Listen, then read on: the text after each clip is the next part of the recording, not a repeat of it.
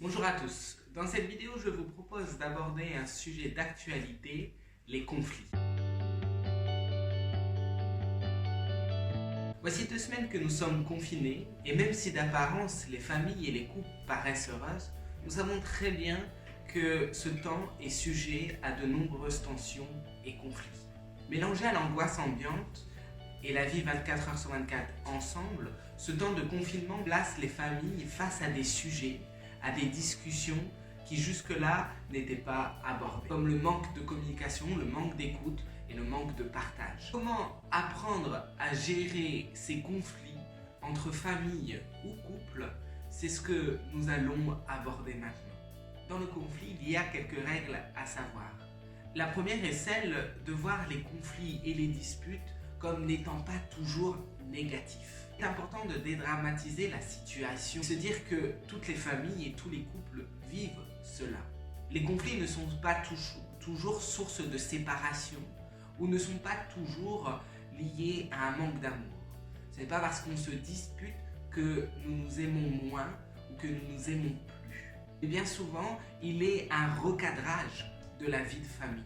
Il exprime deux directions différentes, opposées, mais qui ne sont pas toujours insolubles ni incompatibles à vivre. La plupart des conflits touchent au comportement.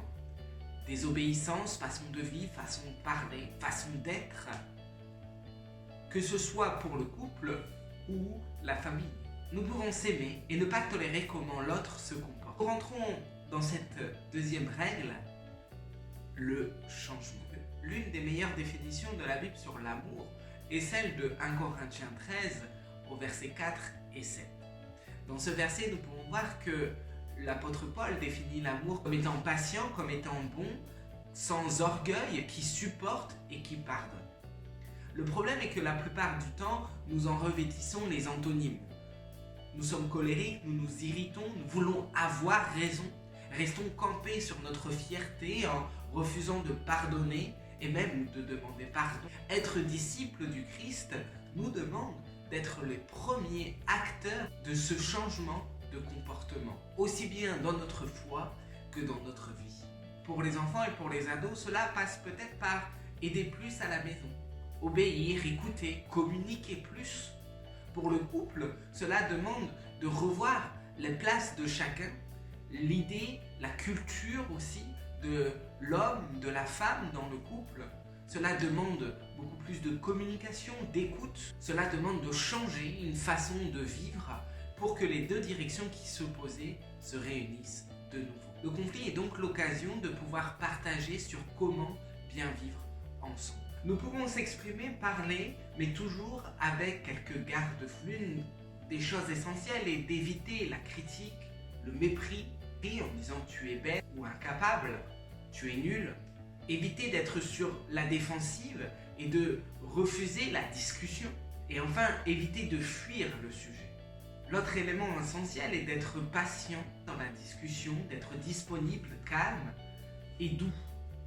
Si la discussion nous énerve un peu trop et le ton monte et que la colère monte, il faut être aussi capable de la stopper et de revenir après. Et c'est important en amont de préparer ce qu'on va dire, de construire, mais aussi de prier, afin que cette discussion soit basée sur la sagesse et sur la responsabilité de nos mots. Et enfin, l'une des choses essentielles est le respect et l'écoute de l'autre. Ne pas sans cesse couper l'autre, mais écouter, comprendre, compatir aussi à ce qu'il ressent, à ce qu'il vit, crever les abcès. Et enfin, cette discussion doit toujours se terminer par un élément positif, un mot ou une prière, afin que le Christ soit en amont, pendant et après ce temps de discussion.